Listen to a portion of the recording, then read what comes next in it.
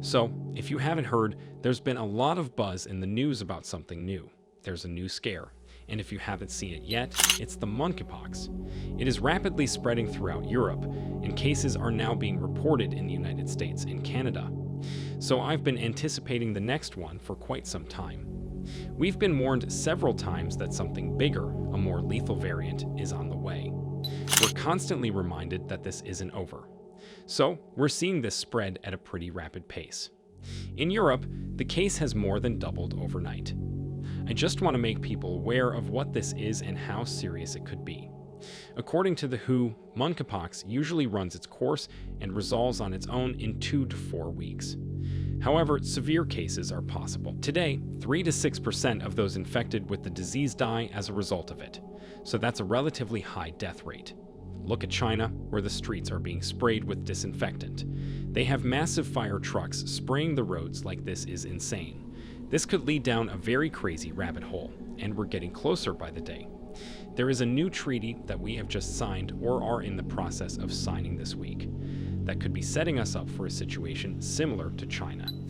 It states that infection can develop from broken skin, mucous membranes, respiratory droplets, infected body foods, or even contact with contaminated women, and there have been exercises based on monkeypox and what would happen if it was a global scenario and a global pandemic. The Biden administration proposed a number of changes to what are known as the international health regulations. The amendments proposed by the Obama administration, along with those of several other countries, will now be combined to form a new global pandemic treaty. So, the World Health Organization and a number of other countries are signing a pandemic treaty this weekend, and it just so happens that everything else is exploding at the same time. The timing is pretty interesting. The international health regulations designed to detect disease outbreaks enable the WHO Director General to declare a public health emergency of international concern. The proposed amendments in the United States seek to strengthen the requirements for reporting such emergencies. Member countries agree to follow the guidelines, but the WHO lacks the authority to impose them or interfere with national decision-making processes. It's a binding agreement, an official treaty with other countries, but they're just saying, yeah, we can't really do anything to enforce it, but they don't need to force us to enforce it because it'll just be used as an excuse by our leaders and government officials to do it. So they'll say we're now a part of this treaty because we signed on and the WHO says we have to.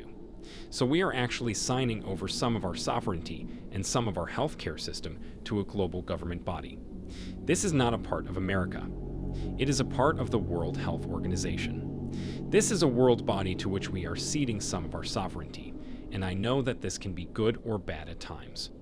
In comparison to previous years, the death rate of 3 to 6% is extremely high.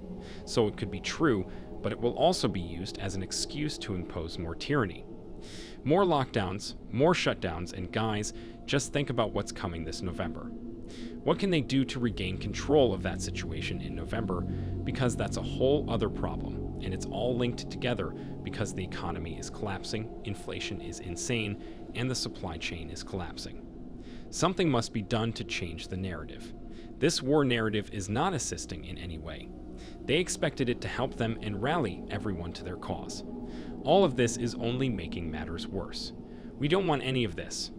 We want our country, our world, for things to work and for us to prosper. That's all we want. For more such informative videos, subscribe to our channel and like the video. See you in the next video.